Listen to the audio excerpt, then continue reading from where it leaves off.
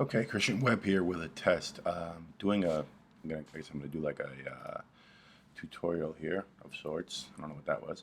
Um, on my retouching process, and I'm starting here in Lightroom. I'm gonna try to make this as quick as possible. Really, I am. I'm not really good at this whole thing, so I'm gonna walk you through. But before I do the actual retouching, I'm giving you a sense of how if I start in Lightroom, I usually dump everything into Lightroom. And the first image will usually be something like that, which you may have seen before. My background's out of focus, and I shoot a bunch of that when I get to location. Even though I shoot there all the time, the conditions will change. The colors and certain things will be different based on the the ambient light that's coming from the left, which is the probably the open space that I'm shooting. If you've seen my behind the scenes shot, to the right there's a wall, there's a building, and then to the left there's all that open space from the street. So depending on what the weather conditions are, and just how many clouds, or if it's cloudy or not cloudy, what the ambient is coming through there, what cars are parked on the street, different elements, it will change the look of my background. So I usually do a few out of focus shots. These look like really crummy. They're not as normal. These are just looking whatever. I don't know why, but anyway. Then I shoot if I have. This is a good friend of mine. It's like family, like my brother, who assists me sometimes on other things, but he'll hang out with me when I do headshots sometimes. And I'll shoot Dave really quick. Just do a couple of shots of him, just kind of just testing the lights really quick. I set everything up and then go ahead fire off a couple shots. This stuff right here, this green, you may have seen me talk about this on a blog or something or somewhere in a group, but there are the lights that are above on the scaffolding, like connected to the ceiling of the scaffolding, and those turn green in the shot. So I usually just wipe those out later on. So when I do see something like that, it doesn't bother me because I know later on I'm just going to go in and clone it out. So here we go. So the very first shot, this is probably one of my favorite clients. Really great girl. Her mother was there for the shoot. Incredible young talent, and it was a really good shoot. But I just want to give you a sense of like the very first shot. You can see her head is up, so it starts to I let her kind of do her thing, and then we start to move into this thing where I start to direct things with the client, and you'll see it starts to take shape somewhere in here.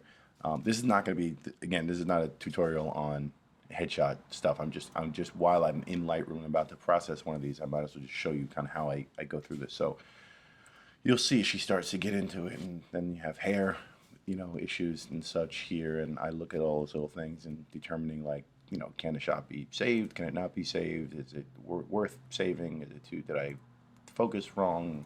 Whatever. But I go through all these things. So let me just skip ahead to a couple of shots that like for example here. Something to note about those other shots, she started off with no jacket, so she looks naked here, which is bad for a headshot, because you can't tell that she's not. So it's just not a good thing. So I think it didn't take long. It took maybe whatever that was, 10, 15 shots before we're like, all right, you got to put something on because it just doesn't work. So we move into the jacket, and we have these shots here, and you can start to see the headshot taking place, start taking shape. I'm sorry, and this is what we're going for. And she just bought it. Like once we got to the group, she really just brought it. I mean, she brought the business. I mean, you could see that. I literally would put this headshot against any headshot on the planet right now. That's how solid. We communicated well. She did the right thing, and she also had the right. She just had the right element of stuff. So I go into a shot like this, and I start with coming over here. I change this profile to portrait. You see what that does.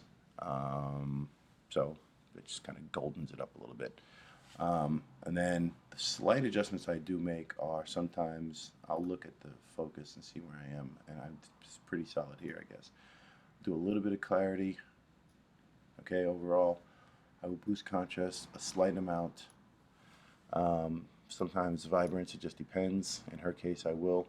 Sometimes I will mess with the shadows, depending on what's happening in the background here and up front.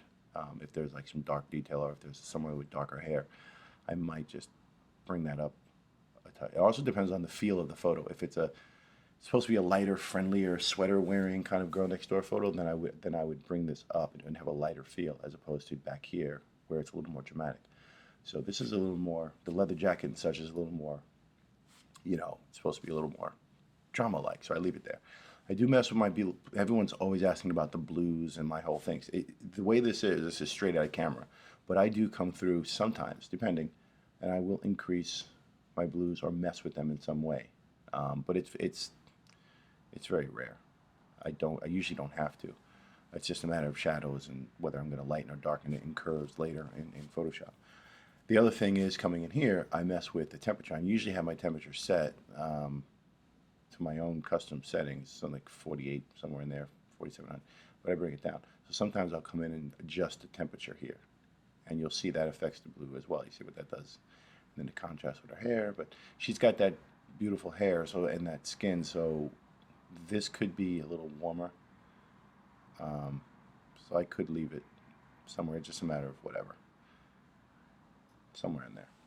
So this is basically what I do. And I'll take this and I'll usually just go through the shots, and you see she's got several shots. I mean, she's got probably, I think we shot almost 300 shots that day, and she's probably got 200 that are like freaking smoking dope shots. So, and then there's a bunch of bad ones too. You'll also notice here that the hair is on both sides of her, and the shots that I actually liked, even though the hair was on both sides, it just worked pretty well. I still got her jaw on both sides, and it's just a decision for me. It doesn't kill her look, and it accentuates the hair a lot. But you'll see that as I go forward, we start to move.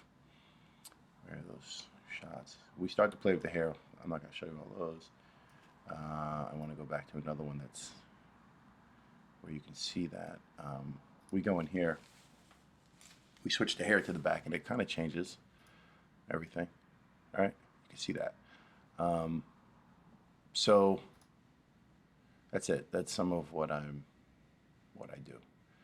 And we're going to stop recording right now just because this is only a test. All right, so let's come out of here. Let's stop recording, and we're done.